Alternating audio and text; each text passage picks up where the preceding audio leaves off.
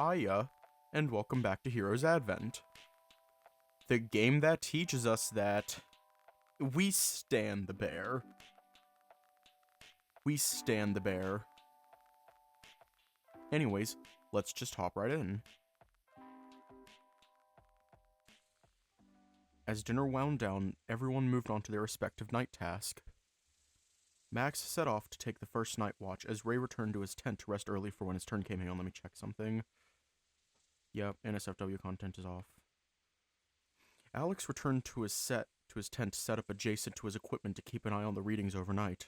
That left you with Kody to wash the dishes and put away the leftovers. The bear had put aside his armor for the time being. The food was great as always, Kody. Thanks, Dave. But it was a team effort. Wouldn't have been as delicious without that Borix meat. And the sides, too. Yep, I'm glad you liked it. Even had seconds, too. Oof, yeah, maybe that was a bad idea. I'm stuffed now. Eat until you burst, that's what my father would say. Maybe someday. Just not today. Suit yourself. So, what are you going to do now, Dave? I think I'll stay out here and keep you company for a while. Are you sure? It's awfully cold out in the forest at night. I'm sure we've got the fire here, and I have you here if I need any extra warmth. Well, if you say so. Should change your mind, just head back to your tent. Don't worry about me. I know. You moved over from your spot to the log with Kody. He didn't move out of the way, save for when he had to put things into the supply tent or the cart. The two of you didn't say much, giving you time to look around the campsite more closely. You had gotten to see the glade before you had occupied it with the tents and machinery. It did make you a bit concerned if you were causing problems for the Akai being there. Say, Kody, is it really okay for us to be here? At the Akai, I mean. Do you mean with the camp and everything here? Yeah. Well, yes, it should be fine for us to be here. It isn't the first time the guild has come to investigate the tree. That's why it's regulated with a permit system. The Akai doesn't seem to mind the occasional intrusion. You looked towards the tree, following its crystal-studded bark to its distant canopy that reached high into the sky. With the silence of the forest upon you, the inconspicuous thrumming from the tree could be heard more clearly. Like an air conditioner running in the background, doing its job diligently, keeping the nether at bay.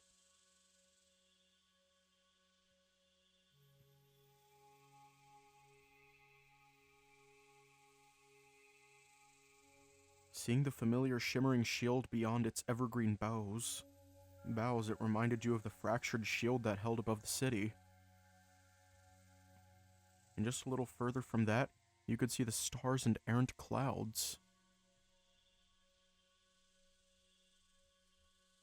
For as surreal as the circumstances were, it was comforting to be out here in nature. Dave? You seem real pensive. What's on your mind? What you told me earlier. Oh, do you regret hearing about it now? No, not particularly. Just gave me a lot to think about.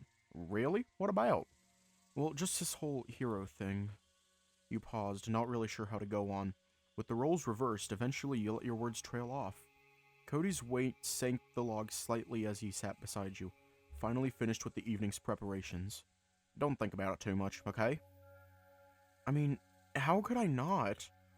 The stakes have been so low thanks to the Guardian Crystal and the Akai keeping the worst of what's out there at bay. Linus, that nether slug was less of a threat than I realized. And that's just a crack in the barrier. If all that is out there, can I really make a difference? Can I really be the hero? I'm checking. Yeah, you can still be the hero. And we're shy. Can I really be the hero? Do I want to be the guy everything hinges on? Listen, Dave. I can't answer any of that for you. I don't think any of us can.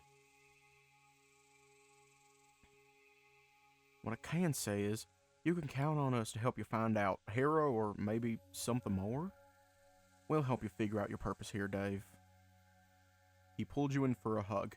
You caught the faint smell of ash on his shirt mixed in with his scent as he pressed you closer to him. Thanks, Kody. Nah, I should be the one thanking you. It should go both ways. Kody only exhaled quietly, choosing not to retort as you remained in his embrace. His warm body, the pop and crackling of the fire a short distance away lulled you into sleep. You listened to Kody's gentle breathing as your eyes fluttered and closed, only to be interrupted when he finally spoke up. Nodding off, Dave? Don't you think you should go lay down in your tent? You buried your face into the crook of his neck, leaning into his arm draped over you even more. Nah, you're a good enough bed. Alright, you can stay a little bit longer. Nudging his snout beneath your bangs, Kody pressed his lips to your forehead. You would be having the biggest smile on your face if you weren't already dozing off so quickly. Good night, Dave. Good night, Kody.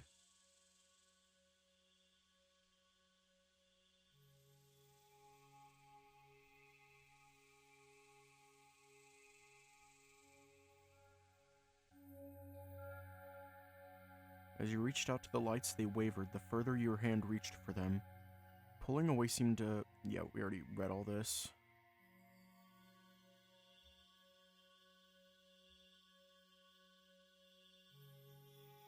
What the fuck? Corruption, entropy, death, nothing matters in the end. Yeah. No, you can't have our name. What the voice is yapping about, I don't know, but we just skipped it. You looked around, a bit disoriented to see the inside of one of the tents. Kody must have brought and tucked you into the bedroll when you fell asleep at the campfire. You looked around through one of the tent's open flaps to see the glade fully illuminated by the morning sun. Staying up late meant you overslept, but it didn't seem like anything else had happened since then aside from skipping your usual breakfast. Judging from the sounds, the bear had also gotten a head start on the day, the scent of grilled meat wafting into the tent. You sighed at the sense of comfort, perhaps from the closeness of it all, along with Kody, to open up about those matters. Took you a little while longer to get the sleep out of your eyes before you got out of bed. With one long stretch and a yawn. Yeah, we already played that scene. You were ready to tackle the day, stepping out to meet up with the others. You headed towards the fire pit. From a distance, you could see Kody and Max already chatting by the fire. Kody was the first to notice you, waving you over politely. It catches Max's attention, making him turn and greet you. Morning, Dave. Slept well? Huh? Yeah, I did. Actually didn't remember when I fell asleep. You must have been rather tired. Some time away from the city does the body good. I agree, even if I'd rather be back at the honeysuckle. It is nice to have a change of pace. Agreed. You certainly seem much happier, Kody. Finally getting back into your mercenary training? What? Not really. It's just nice. I don't see the appeal. Blab at least lets me set the temperature. And the only bugs I need to see are dead and ready to be dissected. The only upside has been getting to look at the Akai directly then through its loose crystals. It seems you're in good spirits too, Alex. Did you find anything else interesting? I have, actually. It's still inconclusive, but there's something I'd like to discuss with everyone once we've had breakfast. Well, it's just about ready. We just need Rye to get back and we can begin. Do you want coffee in the meantime? Oh, please! I can feel the caffeine wearing off as we speak. Alright, coming right up. Thank you.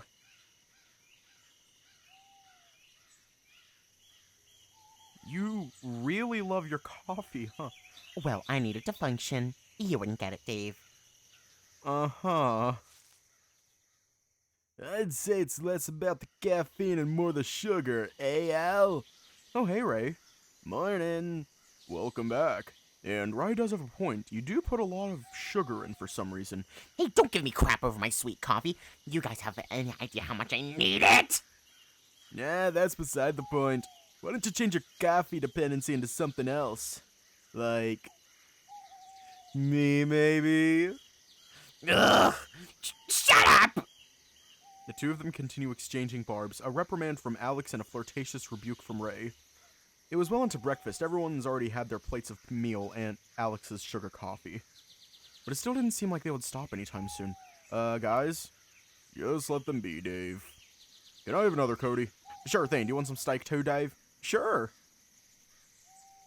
Eventually, after finishing your round of breakfast, the bickering did stop. With everything settled down, Alex brought up the readings for everyone to see.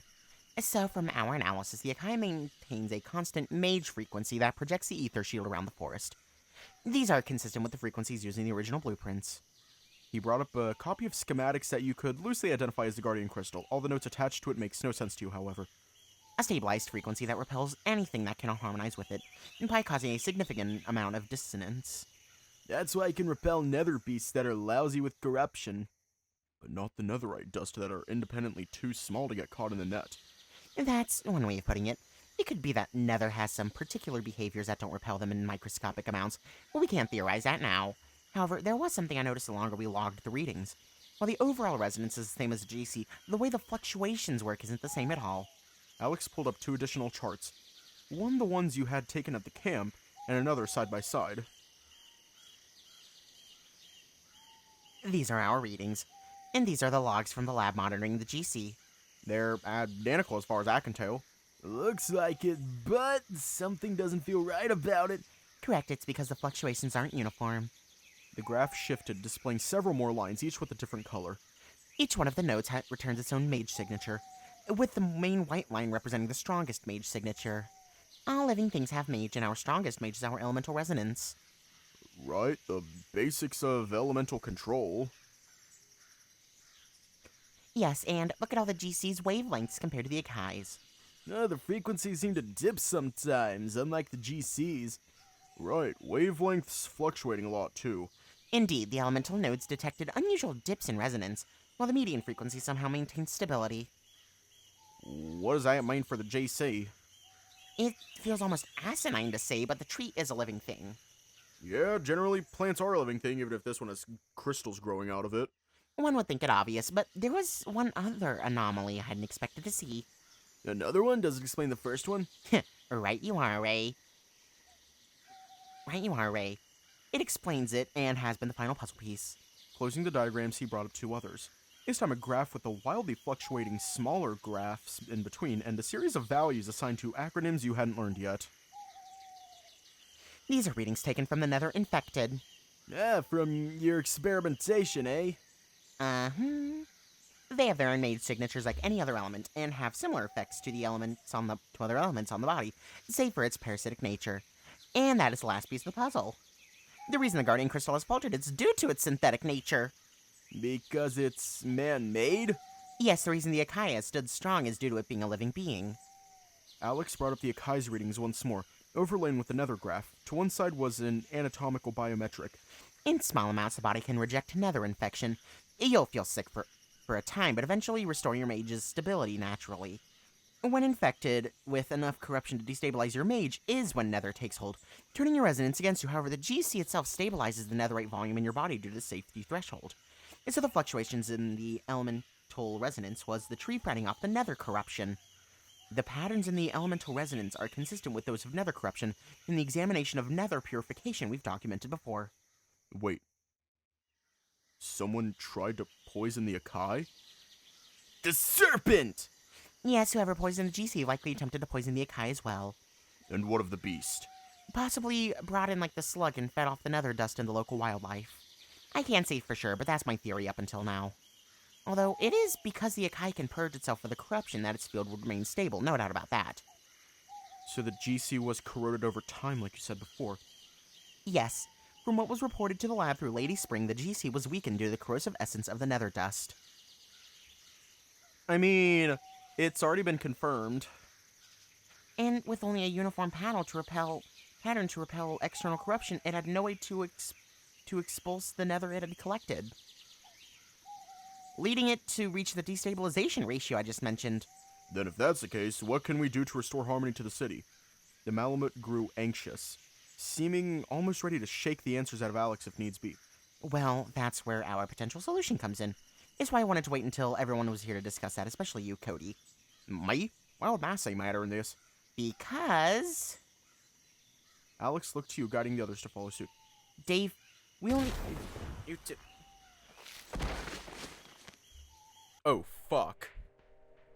Ugh! Alex! Ugh! Everyone doubled over in pain, leaving you standing alone as a campfire began to crackle violently. Alex, Max, Ray, Kody, what's going on? I don't know. I felt a great disturbance in the force. Was that a sonic boom? I felt it too. Was it because we messed with the Akai?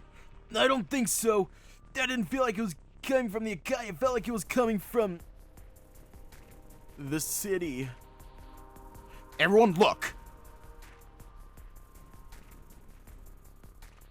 You turned to where Kody was pointing. Off in the distance, a billow of smoke rose from the city's skyline. With the protective barrier of the GC gone, the crystal itself was in steady decline.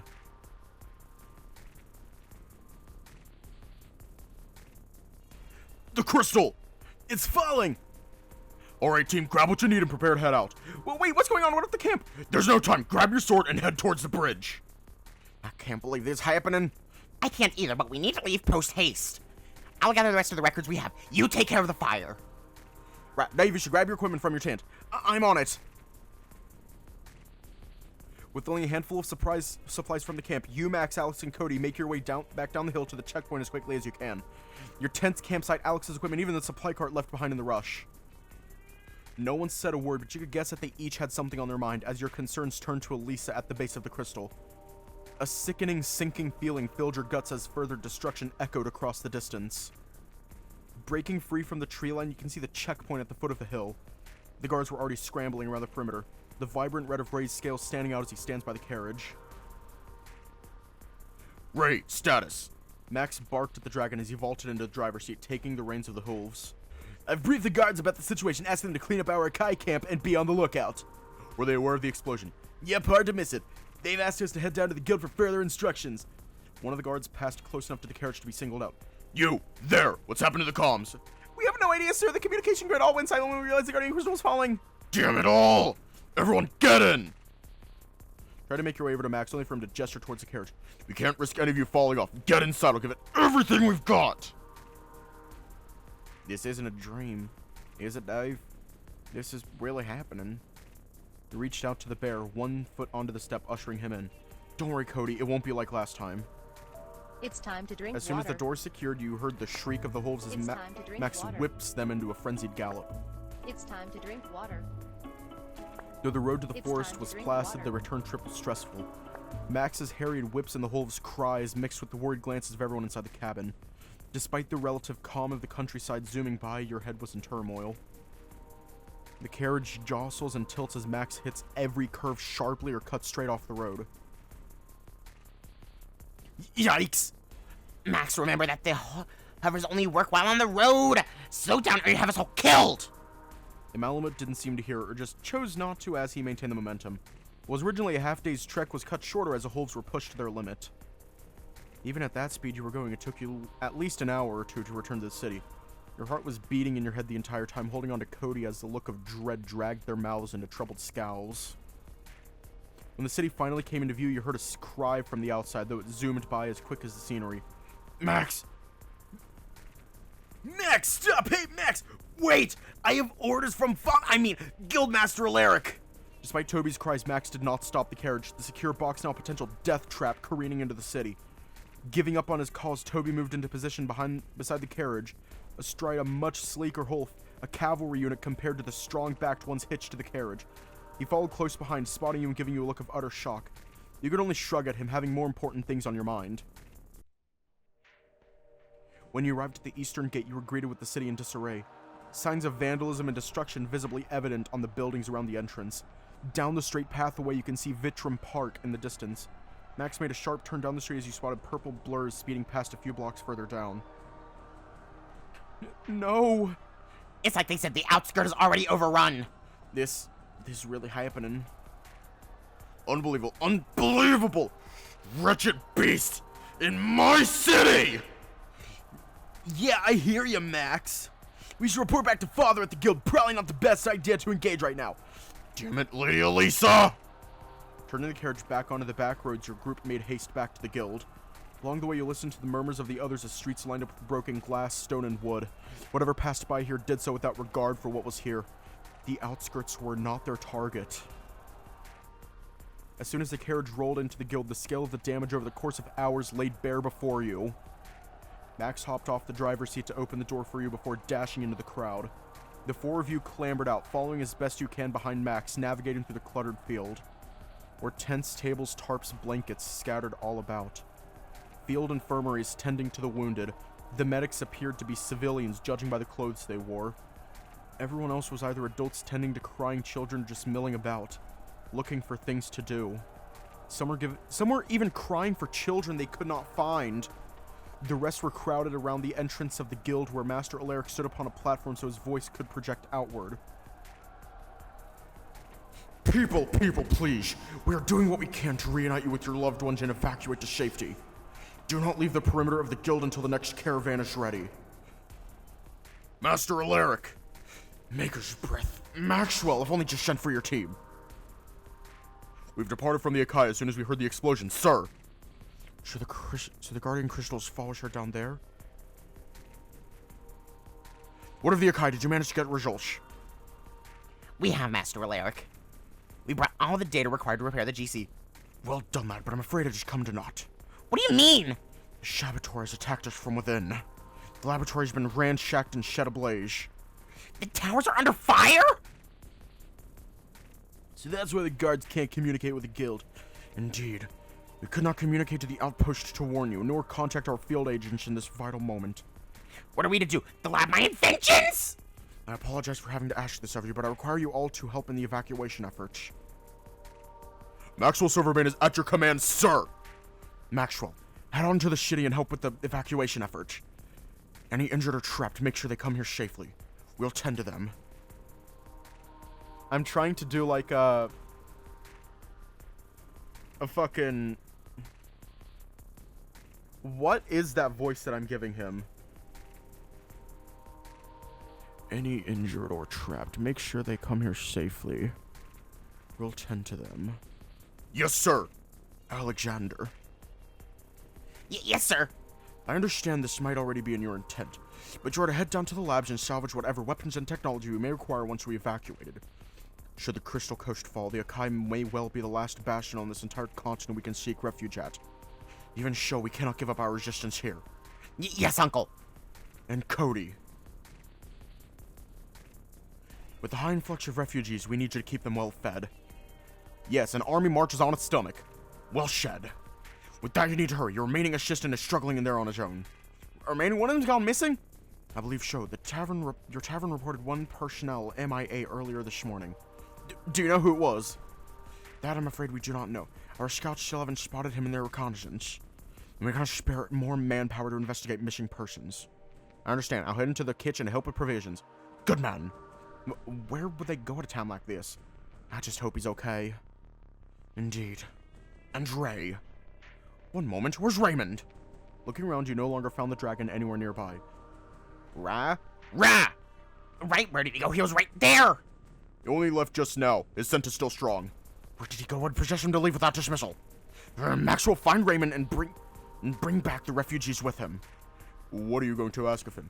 We've been attempting to breach the perimeter of the Crystal Park. So far, we haven't been able to penetrate into the inner sanctums where Lady Spring is. I need Raymond to lead our scouting party to find a weak point in their ranks. I'll let him know, sir. Very well. You all got your orders. Carry them out. Dismissed! Barely taking a moment to pause, Alaric turned away from you to address another group of mercenaries in need of instructions. You're the man. We have our orders. Let's move out! Stepping into the reception hall, it's immediately evident how crowded everything was. From the rabble at the front desk to the line pressed against the wall leading into the honeysuckle. It was wall to wall full of mercenaries. Last time you'd seen this many people crowded inside a building was for a concert near the campus. So many people. Though unlike the concert, most people here weren't doing so voluntarily. There was a sinking feeling in your chest as you were quickly reminded of what was going on out there. There doesn't appear to be a way into the tavern from here. Let's go through the back door into the kitchen. Right behind you. You left through the front entrance, heading toward the back, staying close to the hedges encircling the building. I hope Ashford's holding up well on his own. I'm sure he can manage. But you think Tensai was one who left? It's likely he's only been employed recently. Where could he be running off to? Perhaps he had family in town. He'd mentioned someone he knew coming with him. Guess we'll find out who actually stayed behind. Rat. The small talk kept both of you calm as you slowly made your way through. The rear of the building seemed quieter in comparison. Fewer townspeople and more mercenaries stationed around the perimeter to keep it safe. Judging from the purple piles burning just out of sight from the townsfolk, there's been no shortage of work coming their way. You weren't paying attention as you crashed into the bear, who was staring intensely at the wide-open back door. You looked on as his expression turned grim, already knowing what he was thinking about the state of his kitchen. Didn't come much surprise as he charged urgently inside. You followed shortly behind. The moment you set foot inside, the first thing hitting you was a heavy heat that hangs in the air, along with the errant scent of stew wafting from further within. The second thing that hit you was the clamoring din from all the pots, pans, and plates and cutlery shuffled around the cramped space. People dashing back and forth between stovetops, counters, and workstations, many of them hastily and messily preparing as many servings as possible. Amidst it all, you spotted the German shepherd diligently giving out directions to the groups coming in and out of the kitchen. Please take this outside. We'll have another pot ready soon. And make sure to bring the pot back as soon as it's empty. You can count on it, Chief. How are the dishes going? We're nearly done with this batch. The pot's ready. Where do we put it? Place it over the front counter until we clear out more space. Tensa! Master Kody! Blessed be my lady, your return could not have been more opportune. Kody surveyed the kitchen in both astonishment and anguish, seeing his kitchen overrun with civilians handling his workspace so roughly. I must apologize, sir, with all the commotion of Master Alaric's orders. You can save the pretenses, Tansa. I understand the severity of the situation. What's going on? Where's Ash? Yes, well, when we finished the last of the breakfast rush, Ashford headed out to the market district for missing ingredients. Not long after, we felt the tremor of the Guardian Crystal's descent, followed by reports of the barrier's disappearance and the subsequent invasion. Why did you remain here when the invasion happened? Fleeing amidst a chaos I cannot assess is less than ideal. Safety in numbers, Sir Dave. So, Ashford hasn't returned since? Yes, I'm afraid so, Kody. I had reported his absence to the front desk, but once the refugees arrived, I assumed his name would be buried under the piling reports. I see. And these people? Kody tilted his head in the direction of the bustling kitchen. One of the volunteers caught Cody's gaze, stopping to chime in for himself. Sorry, friend here is struggling to man the kitchen. Our food carts were destroyed in the assault, so figured the next best thing was to help out here. From behind Kody, the face of a red squirrel peeked out to speak up in a shaky voice. You recognized him as one of the regulars who sat in the dark corner of the tavern. We offered help to the housewives, and I wanted to make ourselves useful handling the prep work. So everyone is helping with the cooking. Not everyone.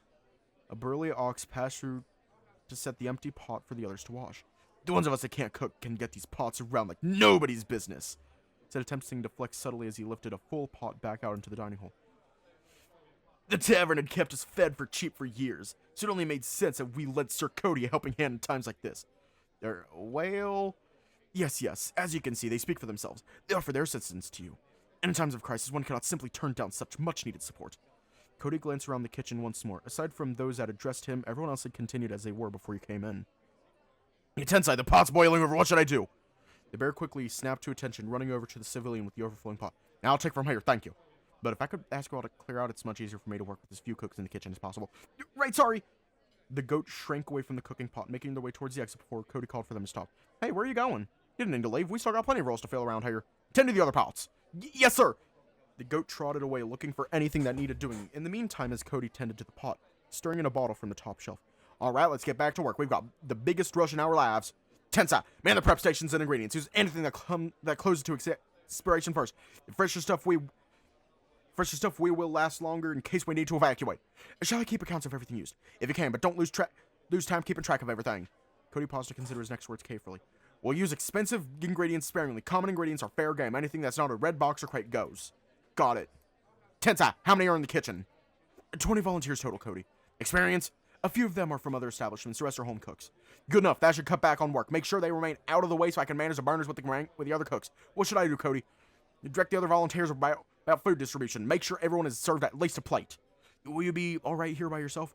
Kody gave you a reassuring smile, patting your head with his elbow. I do my best working in the kitchen, and I'm in good company. I can count on you, can I? Of course you can count on me. All right, everyone, serving meals, come with me. You announced as the familiar faces of the regulars turned to you. Recognizing your role as staff, anybody unfamiliar followed their cue, turning to you for directions. With the volunteers in tow, you brought out pots and serving dishes of the meals that were prepared as you arrived. Coming out first was a simple vegetable stew with just enough meat to give it flavor and body, served in the kitchen's signature dishes. On the side was a large bowl of assorted wild salad, haphazardly chopped and tossed, before passed around in smaller portions with slices of stale bread to be softened in the stew. Everything definitely looked like a disaster scenario as the food was filling but bland, though most were grateful to have anything to settle their stomachs after the tumultuous morning they've had. Is this the most you can muster? Isn't this supposed to be an upscale restaurant? What is this jumbled mess of a meal? Sorry, man, but this is the relief food that we can offer right now. You can't seriously be expecting a Michelin star meal at a time like this, surely? Michelin? What? Look, I just want food that's more suitable for my... Knock it off, lady! We're just giving this food away! You can't appreciate the move along for someone who will. The hyena woman turned obsequious at the reminder, sheepishly taking her meal and moving on for the next person in line. The repetitive work got to you as you didn't realize the pot was empty until the ladle hit the bottom. With the help of the horse, you poured out the last of the soup into another bowl, only to be replaced with another while he took the pot back into the kitchen. You switched to the serving pot they brought out a little earlier, filled with an oatmeal gruel with fruit and nuts floating in the watery mash. The only scent you could really get off of it as you scooped the portion for the awaiting refugee was cinnamon. A lot of it. You were obviously disappointed they didn't get any soup, but still they graciously repaid your gesture with a grateful nod, taking their plate to eat on the floor now that all the tables had been filled.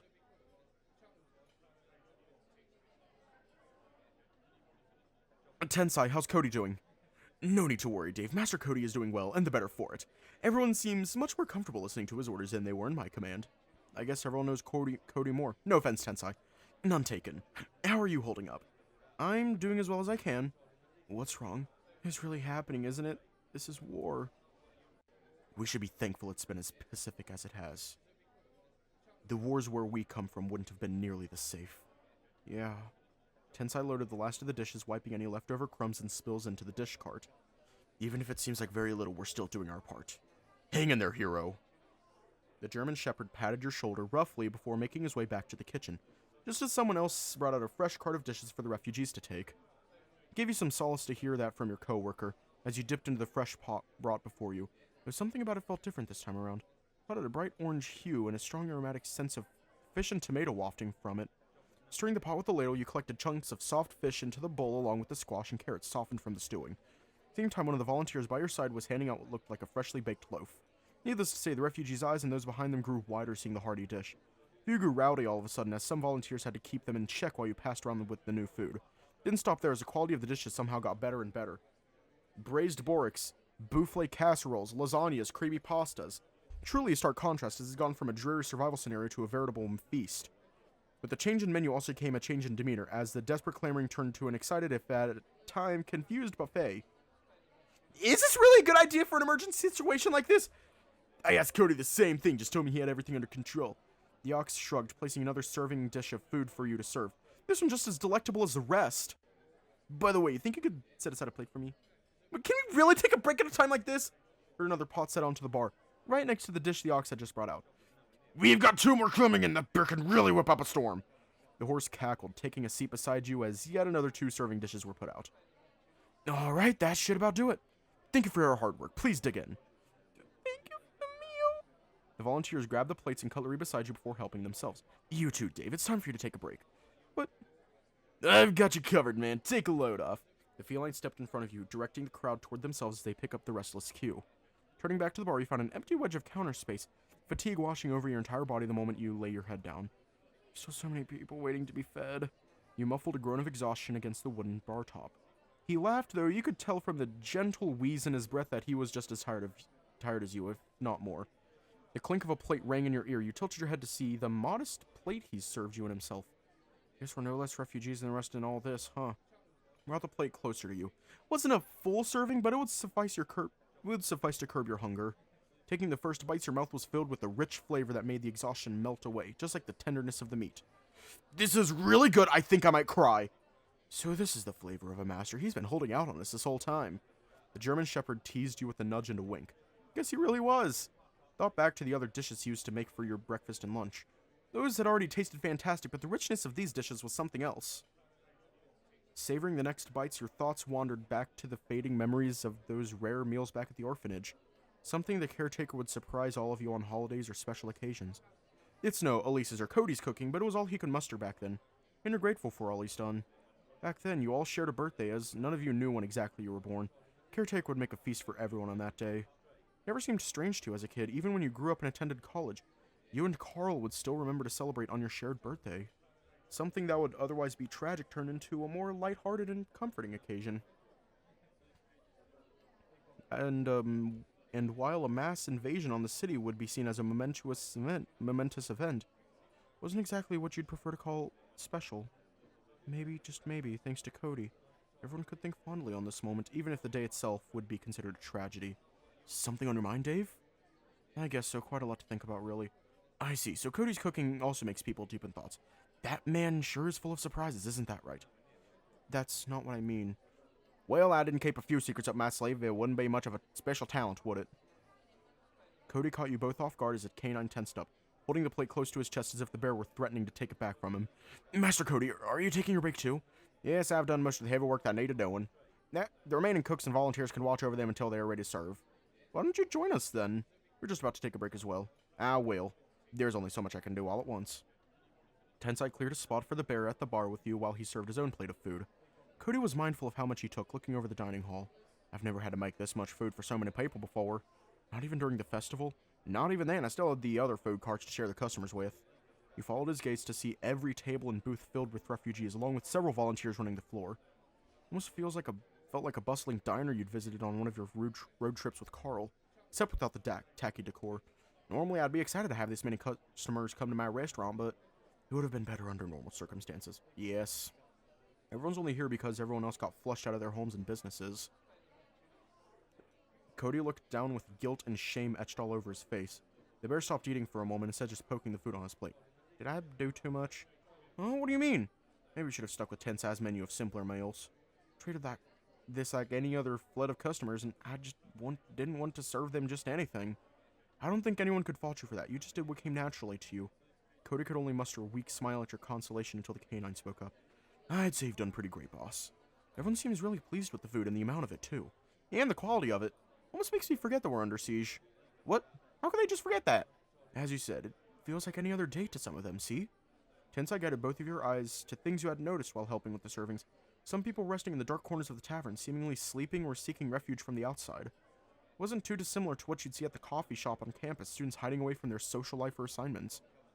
Looking for respite from whatever was outside, even if it wasn't nearly as life-threatening as it was here. Everyone still seemed shaken, but not afraid. A brief moment of peace where they all could gather their thoughts. But those who seemed more put together than the rest were consoling and encouraging one another, based on their expressions from afar. It really does, doesn't it? Cody's posture straightened up. His expression still pained, but already much brighter. It's a comforting getaway from the outside. I'm sure the food was but a small comfort. I'd say it was more than a little, sir. While tending to the dishes, it seemed many were quite pleased with the meals served. I'd hazard to say it's provided them considerable solace at a time like this. Cody remained silent, looking to you for your opinion. I think he's right. Helps not having to eat survival food in a survival situation. Here, let me crack my back real quick. Helps bring back some amount of normalcy, or a reminder of what's at stake. The three of you fell silent at that last thought, continuing to eat in silence. Though you could tell from Tensai and Cody's expressions that it wasn't one of tranquil resignation. Tensai, how are we doing on supplies? We're more than halfway through our supplies. The pantry has the most stock, refrigeration is about half, and the ice chamber's nearly empty. That's a lot of expenses for no income. Do you think you'll financially recover from this? I don't think that'll be an issue. The bear gave a hopeful, terse smile as he looked back into the kitchen to see the volunteers moving about. Perhaps I can ask for their help when the time comes. I'm not too worried. You think so? Yes, even if the honeysuckle were to go out of business, I have no regrets for what we've done here for everyone. I'm proud of you, Cody. Yeah, be proud of what you've accomplished, boss. Yes. Thank you, both of you. Think it's about time we get ready to head back and meet up with the others? You sure you want to head back, Cody? I'm not, but I can't just hide in here from the danger anymore. I'm gonna go out and help my team again. You certainly exude a different aura than you once did, Cody. I know, I'm just... Oh, is that Fan? Cody stood up from his seat, waving over the shark that seemed to be looking in from the bar. Seemed to notice the movement out of the corner of his eye as he approached you all with a pleased smile. Ah, Cody, just the bear I was looking for. He grabbed the last chair at the table, spinning it around to sit on it backwards, resting his head on the chair's back. Good to see you. What's the news from the front? Things are somewhat at a standstill right now. The Lyric still hasn't mobilized any evacuation convoys yet. This rate will be needing more hearses and carriages sooner than later. Your senior co-workers grimaced at the news. Is Ray with you, Cody? No, we lost sight of him around the time we got here. We don't know where he ran off to. I see, you might be able to shed some light on that. Tristan just arrived with some other refugees. Tristan? I say well. Yeah, more than well. He was the one that escorted the townfolk to the guild. He and Ray are certainly cut from the same cloth. But to go on a rescue at a time like this on his own? Yeah, I know what you mean. That's why Ray's probably out there looking for him. And now Ray's missing. I'm sure that firebrand can handle himself. He always has before. But if you see him, tell him that his brother is already safe. That he's not being allowed to risk his life again. Alright, we will. We were just about to leave ourselves. We'll tell Raph he's back. Thanks, I think I'll help myself to some of this grub while I'm here. Been smelling it from the main hall and been craving some of your troon casserole. Well, hopefully there's still enough for you to get some. Yeah, even if I don't, looks like you're well stocked for it. Thanks for your hard work, Kody. Don't forget the volunteers. Yeah, them too, and you too, Tensai. Go knock 'em dead. The shark stood up, putting the chair back in its place before heading back to the bar to receive his ration of food from the other volunteers. You and Kody moved to do the same as Tensai got your attention. Oh, before you go, you two. Is there anything you'd like to have for dinner? Dinner? We don't know how long the siege is going to last. I'd like to make you something on your orders when dinner time arrives. With everything going on, I'm sure you could use the comfort food as well. That's awfully thoughtful of you, Tensai. Just simple poutine for me, a little heavy on the cheese, if any's left. Can do. It's And time you, to Dave? drink water. Let's see. It's time to drink water. Oh, geez. It's time to Baked drink quail's buffalo steak, chef's special, or water. It's time poutine? to drink water.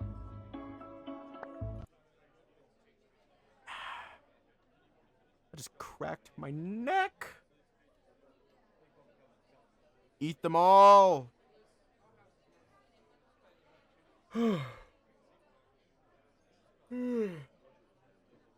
Yeah, we gotta pay the cheese tax. Make it a double portion of poutine. You'll be having the same thing. Yeah, Kody and I could share it. Yeah, that'd be nice. Alright, that's 2 bombardier potatoes for the 2 lovebirds. Well, what? That's not it at all. Sorry, boss. I couldn't help but mess with you. Well, that's that. I'll set aside the ingredients necessary for it. Just make sure you come back safely for it, alright? We will. You can count on it. Hold down the fort until we get back. Will do, sir. Take care. That the German shepherd bowed respectfully to you each before departing to rejoin the volunteers in the kitchen. Well, ready to leave soon? Yeah. Let's go wash up in my room before head out. I'm starting to feel the sweat and spills sticking to my fur. Do we have time for that? We should if we make them quick. Alright, I think I could use a little cleaning too. Full stomach and a quick wash. We'll be in peak conditions. Let's go. You turn to see Alex walking out from the main hall, a few gadgets in hand.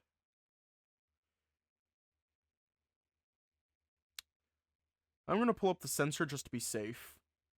Because I don't know if Kody's just going to walk in booty butt naked. He probably won't, but I don't trust him. I don't trust anyone. Kody insisted on you taking your shower first, offering to get your clothes from your dorm room for you. It was hard to tell him no, more out of exhaustion than politeness. Stood under the warm shower, getting the sticky, grimy feeling out of your fur from the day's work. It would have been rather uncomfortable to go out on the battlefield like this. Kody was right. You needed to be at tip-top condition. Weren't sure how long you stood there when Kody knocked on the door to hand you your clothes. It was even more of a blur as you waited on his bed for a shower.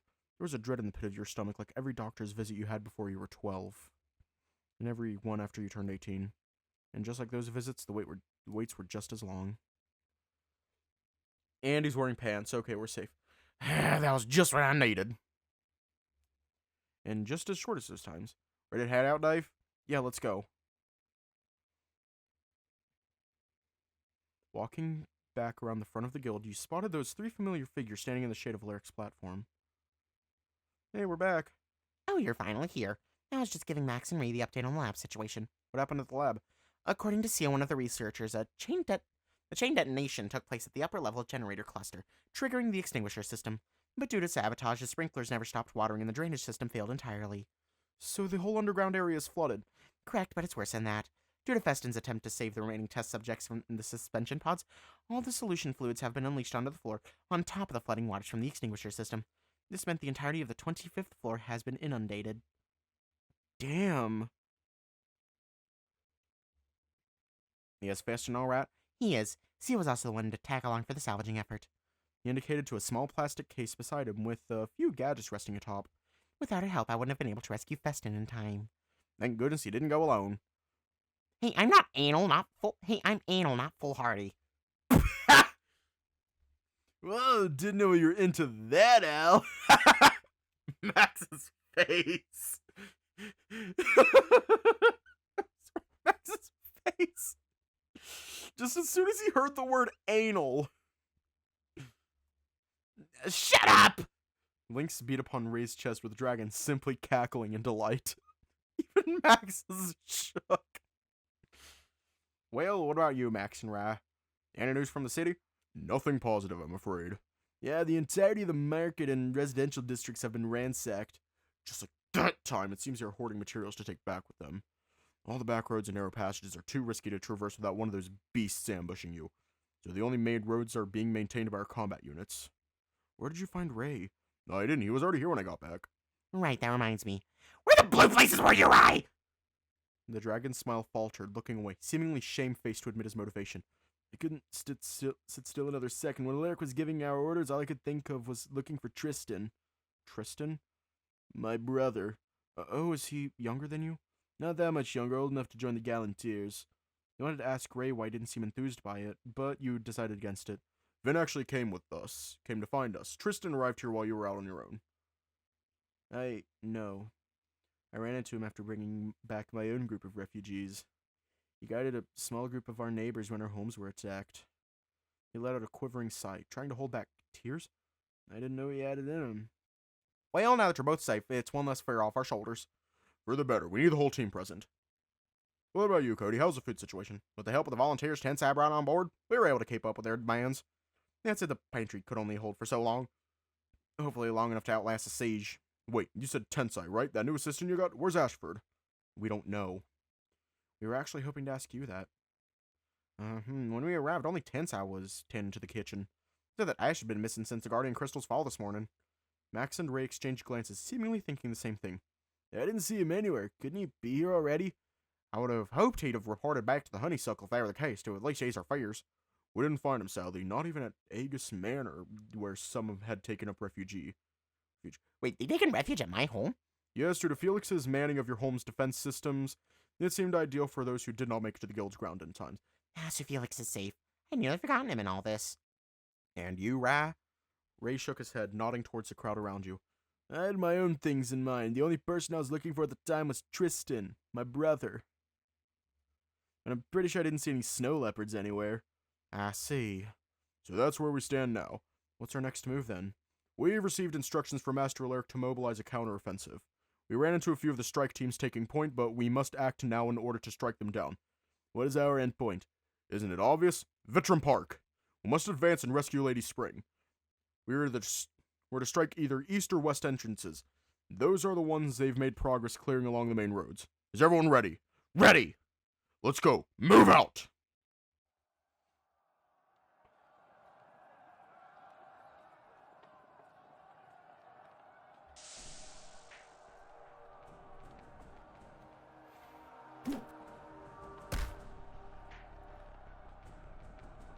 Shit.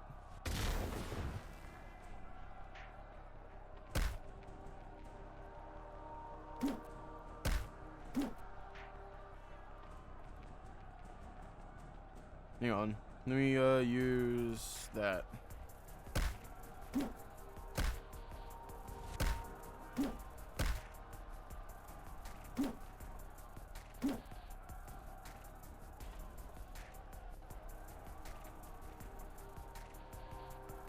Time to blow up Taylor's cousins.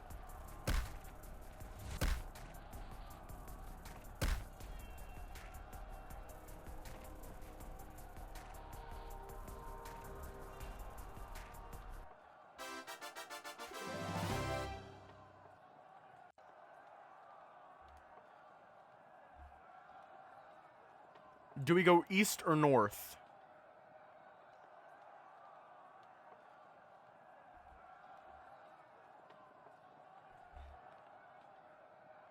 Hang on. We already did east, so we're just going to go that way. I think that's shorter, but that's easier. We're just going to go with easier monsters since they're probably faster.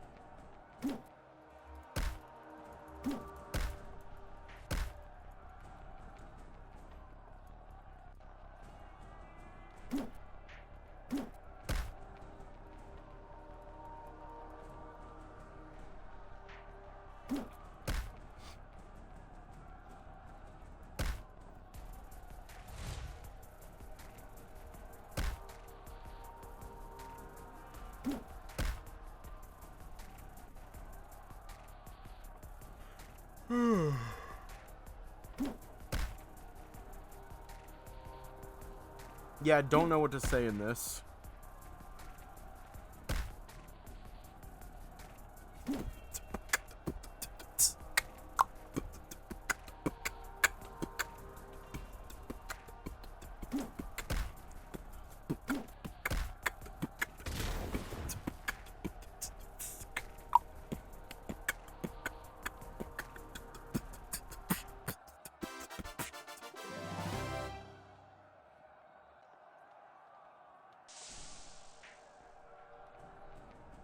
Shit.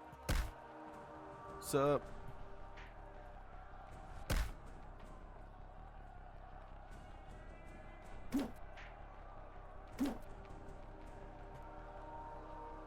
Honestly, I don't know.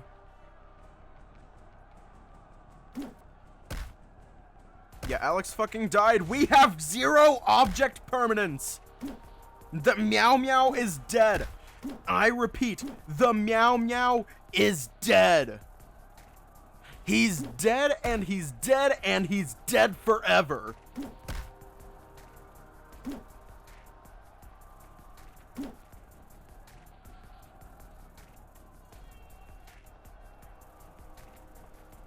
Kody, if you leave us, we'll cry. The Meow Meow is dead. He's dead and he's dead and he's dead forever.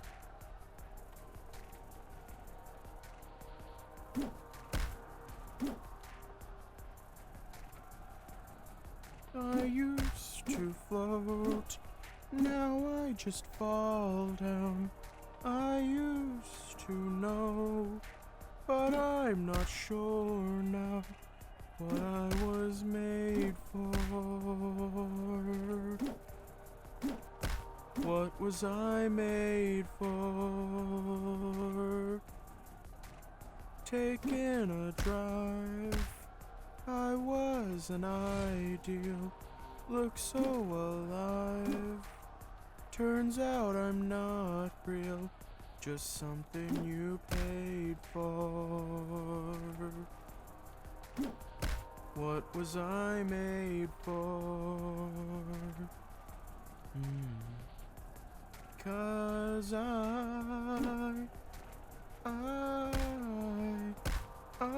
don't know how to feel, but I wanna try. I don't know how to feel, but someday I might. Someday I might.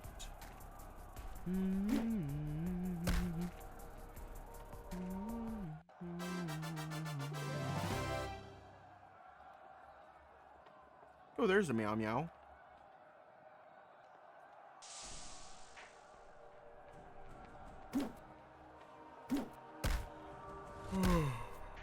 Our strength stat? Our strength is 19. It's our endurance that's lacking. That's buffed.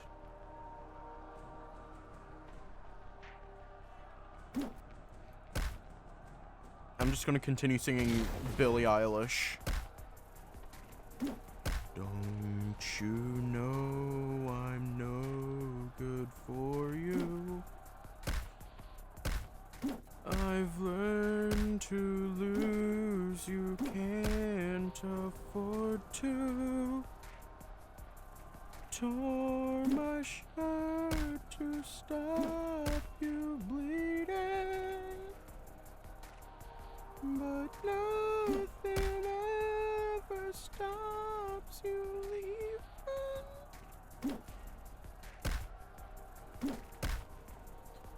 Quiet when I'm coming home and I'm on my own. I don't think copyright will strike. I could lie, say I like it like that, like it like that. No, I could lie, say I like it like that, like it like that. Don't you know too much already. I'll only hurt you if you let me.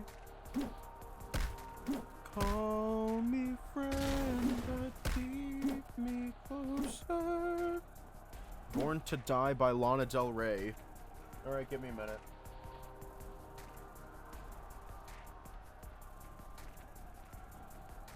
Yeah, I don't know the melody, but I can try. Why? Feet don't fail me now. Take me to the finish line. Oh, my heart breaks. Oh, my heart, it breaks every step that I take. But I'm hoping that the gates, they'll tell me that you're mine. Walking through the city streets is by mistake or by design. I feel so alone on the Friday nights. Can you make me feel like home if I tell you you're mine? I've told you. It's like I told you, honey. Louder. Yeah, fuck. We're gonna die. We're gonna defend.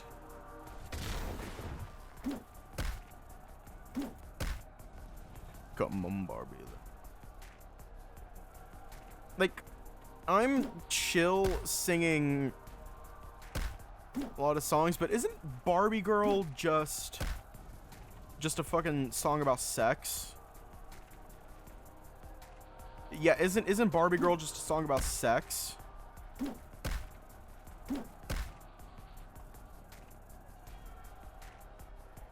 Kody? Kody? Kody!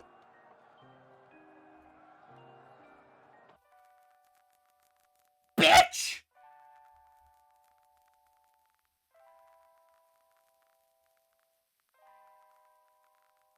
Damn it!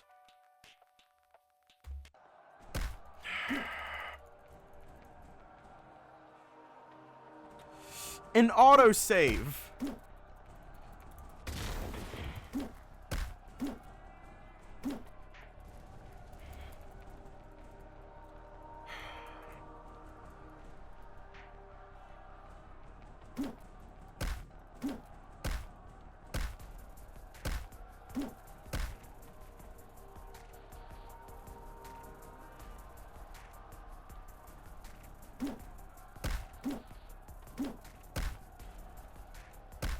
Kody!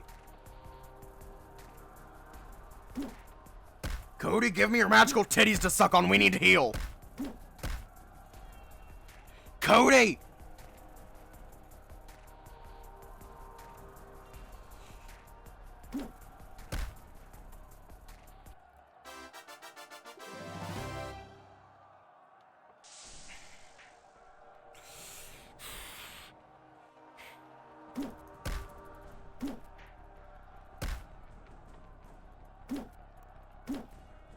Yo, we're gonna fuck the Borix.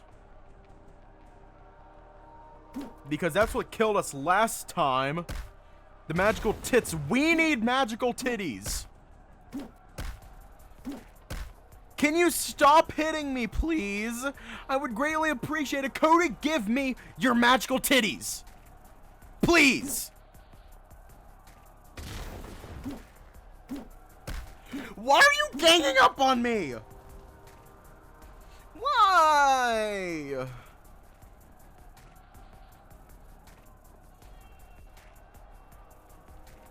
Why?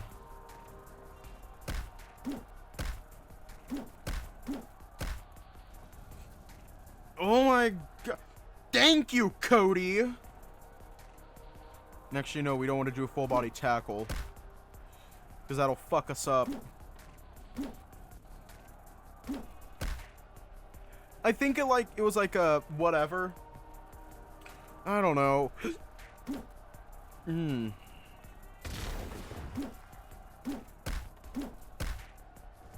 Okay, can you guys stop pouncing on me, please?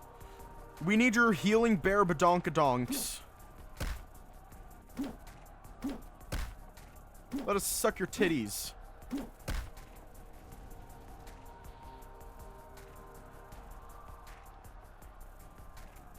No, we don't want to flee. And that skips our turn! Why? Why?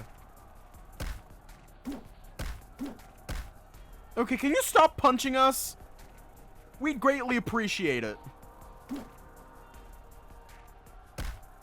And can you also stop dodging our attacks? That's how we died last time. Thank you, Kody. Thank you for healing us with your magical boobies.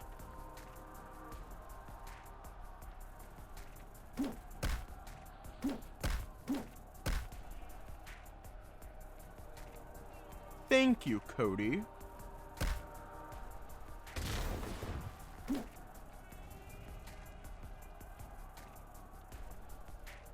Actually, here's what I'll do. Fuck.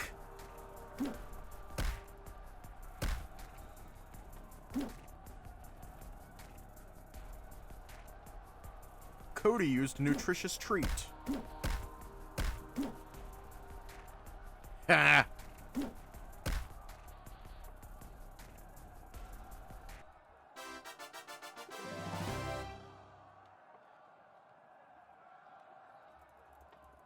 Yeah, we read all that.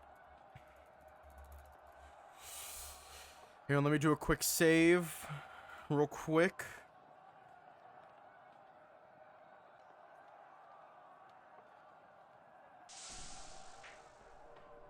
Oh my god, that is a horse. That is a whole ass horse.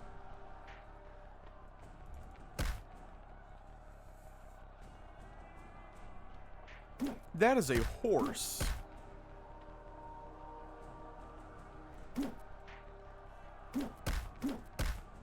Why are you bullying me? Fuck.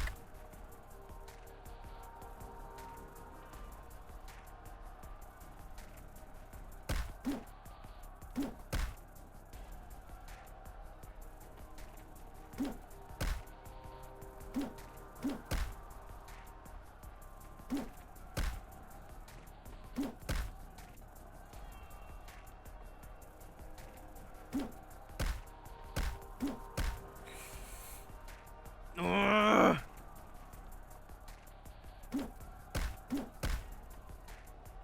Ugh, fuck. After having cleared out the nether creatures from the area, Kody made note of how many people were still stranded and in need of medical attention. Without warning, Ray gave you a tap on the shoulder as he dashed away from the team. Whoa, Ray, where are you going? Back! Need a spotter for rescue teams! Go! Dragon's pace was too fast, for his voice was lost amidst the chaos. But you could assume that he was backtracking towards the guild. With a sigh, you and the others moved on. You hesitated for a moment, feeling unsafe breaking off from Kody as you crossed the final stretch into Vitram Park.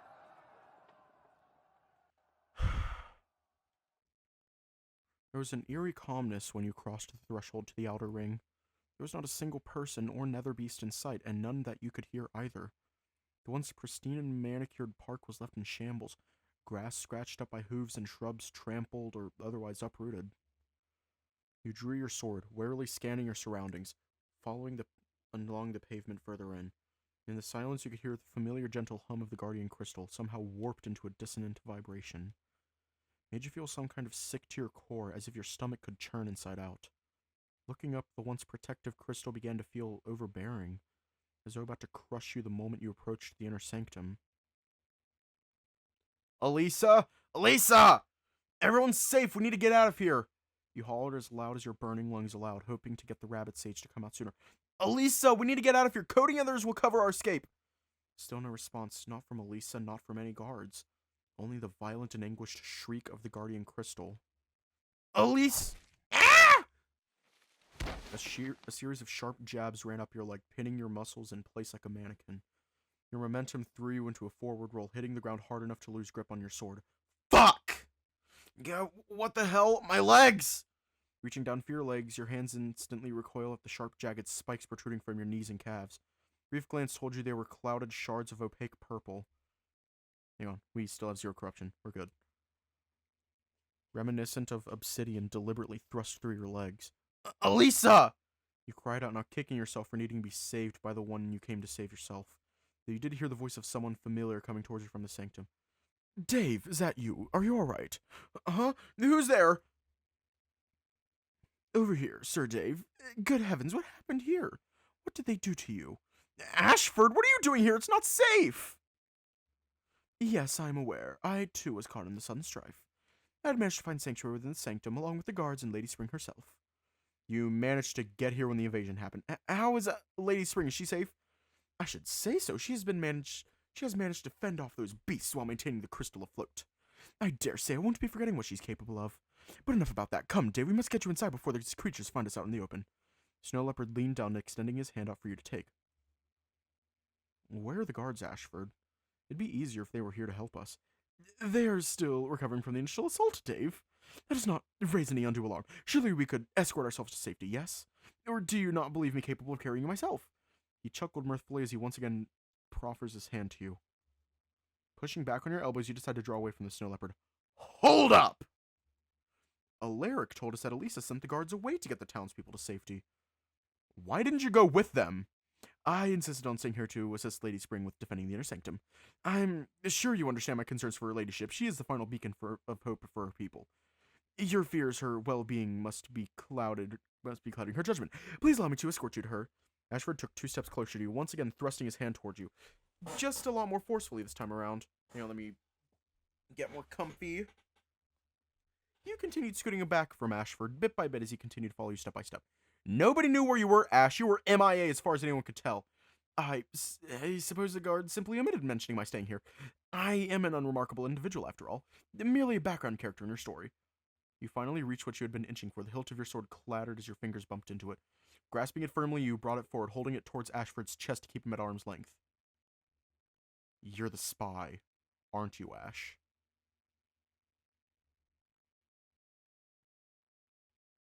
Did you come to that conclusion all by yourself, hero? Or perchance did those friends of yours tell you that? His tone grew both cynical and ecstatic as he leaned down to meet you at eye level. I was so looking forward to doing away with you and your pathetic cater, especially that oafish bear. The things I had to put up with under his supervision. Ugh, what a waste of my talents. Ashford clenched his fists. You can hear him grit his teeth with a painfully forced smile.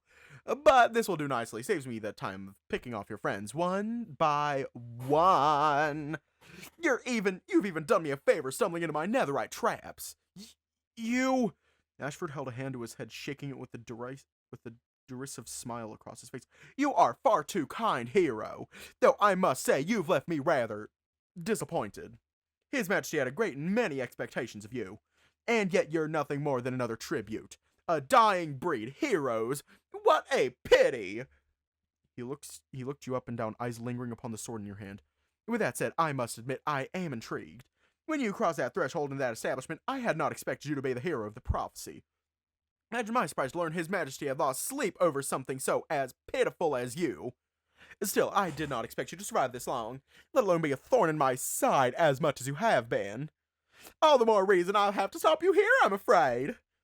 You held your sword closely, drawing from your furrowed powers in your offhand. Who exactly are you, really? Ha, since you ask so politely.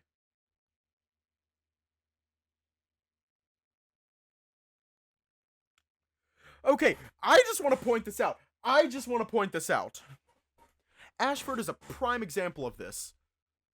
Of supervillains that have amazing senses of fashion. I mean, look at that outfit. Look at that outfit. Supervillains with amazing senses of fashion. That's Ashford, right here. Before your eyes, Ashford's appearance shifted, his uniform melting away into an officer's regalia. I am General Ashford Helmgarten, Galantine by birthright, and King Leonhard's most trusted advisor. I didn't need to know that much. Well, he did ask. His demeanor softened into an amicable smile once more. We're even doing this! Can't you see all the harm you've been causing? What you call harm is nothing more than a necessity, dear Dave. We do this for the well-being of all of Arborea. Yeah, right, that's the biggest lie of the century right there. Is that so? You don't believe yourself to be the only one on the side of righteousness, do you? How self-serving to think that yours is the only correct way of living. Isn't that the pot calling the kettle black? Do not mistake for yourself, hero. You exist only to uphold the current standard. I am a revolutionary who has challenged this farce of an existence, and the results speak for themselves. Your pathetic empire has crumbled under the king's reach. His Majesty's superior rule is what will sustain the future of this land. Your Majesty's rule has led to nothing but deaths and losses among the people. Look at all the amount of agony and despair you've sown throughout this country. And that is not their deserved punishment. What, you think they deserve this? Those Polarian parasites are what caused this uprising. They have only themselves to blame. For nearly a century, we endured ridicule and strife. In their eyes, Gallant was but a land of slaves and tools to be taken advantage of. His Majesty's rise to power changed that. His upheaval of the Baumgarten's house saved us from the brink of extinction, and gave us a chance to live again. From that alone, he is a true hero of Arborea. Do you get it now, hero? That is why this war is a necessity, to save our future generations from falling back into decay and decadence. To put an end to an era of shackles and break the cycle of segregation. And you think you can accomplish this by razing every city you come across to the ground? You have ruined so many lives for the sake of your own entitlement. You have taken more than you were owed and still think yourselves the victims. Do not lecture me on the matters of morality, boy! You have not endured true hardship and famine for the better half of your life. What good is morality for craven weak sucklers who think themselves better than the weak? Hang on. Can I go back? Can I go back? Who wouldn't? Do you even hear yourself talk? He's like a crazy politician. All these lies and half-truths about how rough you've had it? Do you think these people were living in the lap of luxury for the past 20 years? What do you know about these disgraceful traitors? You've barely been here for a month. Maybe I don't. But I have seen and heard stories about the misery these people have to endure. You and your king destroyed their homes, forcing them to migrate here. And even with the Guardian Crystal, their livelihoods are still at stake. These people just want to live peacefully and you still see them as a threat. What is wrong with you? Your misplaced sympathy is simply baffling. Their misery was of their own making. How ignorant of you to assume we'd never offered them a helping hand.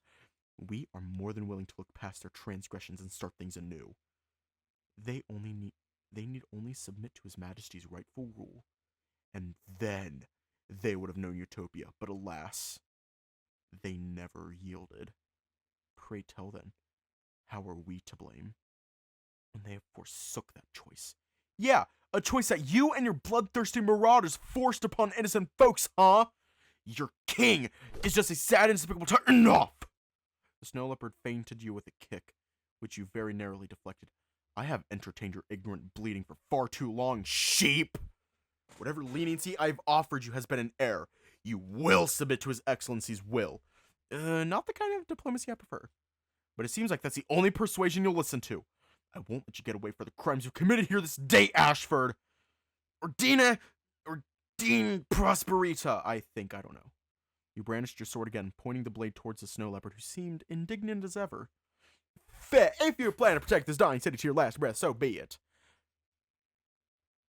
En Everik Kriegsmann Nimmer den Duel Fairless, and I don't know how to pronounce that. I'm sorry. He draws forth 5 ice daggers between his fingers as a delighted smile spreads over his face. I don't know how to say that. I'm just gonna. Self-voicing enabled. SEAI +2.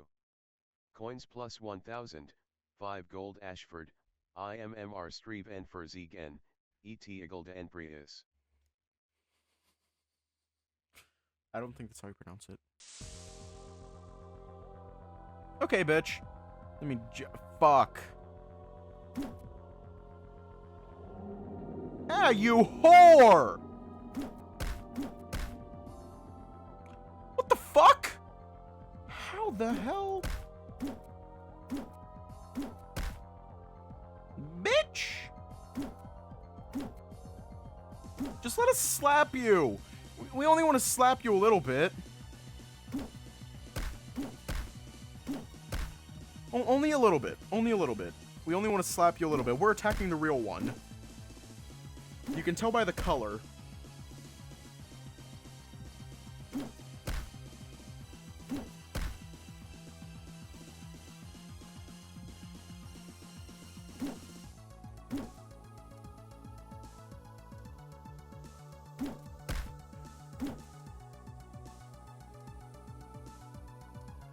I know.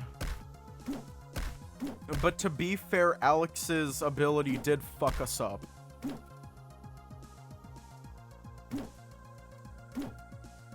See, Ashford has an amazing sense of style.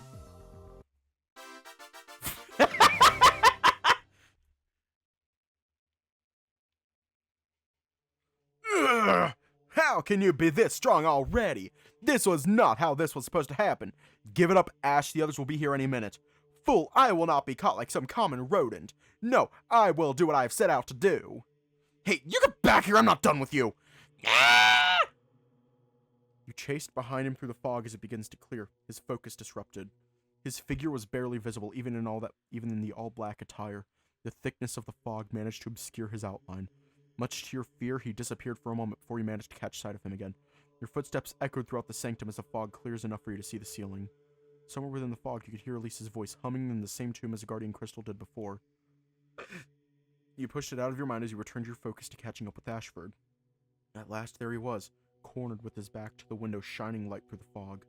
The snow leopard turned around calmly to face you, though he attempted to maintain his composure. His chest was obviously heaving from the pursuit. As stubborn as a Borax, aren't you? You heroes never know when to give up. I'd watch what I'm saying in your position. Turn yourself over to the Gallanteers or get cut down where you stand. Yeah, you're just bluffing. If you couldn't kill me when you had the chance, I seldom believe you'd do it now. Kept your sword poised toward the snow leopard, the narrow room leaving little space to escape without getting struck in the attempt. Riddle me this, what can you accomplish by not killing me now? Fame, glory, accolades, titles, isn't that what all you heroes desire? Honestly, none of that crossed my mind. I don't want to kill you if I could help it, Ash. If he had been truthful about his position as the king's advisor, he was worth more to you alive than dead. You're more use to us alive. Well, now look who's stealing my lines. I have an actual use for you. Your lot will not get a single shred of information out of me. I'd be better off dead. Felt a frigid gust blow by your cheek as a fresh wound was opened by Ashford's ice daggers. Fine! You leave me no choice. Broke into a sprint towards Ashford, arm held back to slash the traitor across the center of his mass. Snow Leopard only braced himself, taunting you with a deranged glee. It's the end of the line, Ashford! Sword never tasted flesh as you slammed your shoulder into Ashford. Having fainted with the false strike, you drop your blade to put the full force of your body on him. You trout-brained fool! How could you do this to me? Goodness, Dave! Your bodies make contact as you both fell hard onto the floor. A clattering is heard along with soft flopping onto the concrete. Lisa's voice shook you immediately as you drew yourself off her in embarrassment. Lisa? What are you doing here? That should be my question to you, dear. What on Arborea are you doing in the sanctum? In the city at all, for that matter. No, none of that matters right now. Are you right? I didn't hurt you, did I? And Ashford, did he try to hurt you? Easy there, Dave. Shh. It's all right. She sat up, reaching out to pull you into an embrace. The moment you heard footsteps running out of the room. I'm fine, Dave. I'm just glad to see you safe. And this Ashford. Is that the Chef Kody's assistant? Why would he be here? Wait, you didn't hear everything that's happened just now? I'm afraid not. Keeping the crystal afloat is a taxing ordeal on its own. The crystal! As a rabbit sage gasped, a large metallic twang rang out above the sanctum as the guardian crystal's chaotic vibrations began to go haywire. The ground began to rumble as the crystal approaches the ground, fully unbidden. Dave, stay close! Lisa held you tight to her chest as she vocalized an incantation. You didn't get to take in her silvery voice as chunks of the crystal crashed against the sanctum's roof. You screamed out of instinct as you felt the weight of the world crumbling down on you.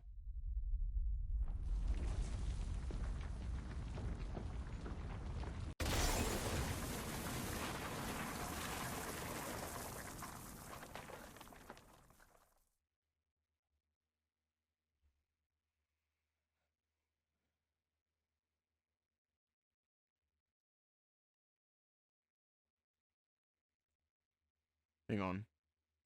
So, the save's fucked.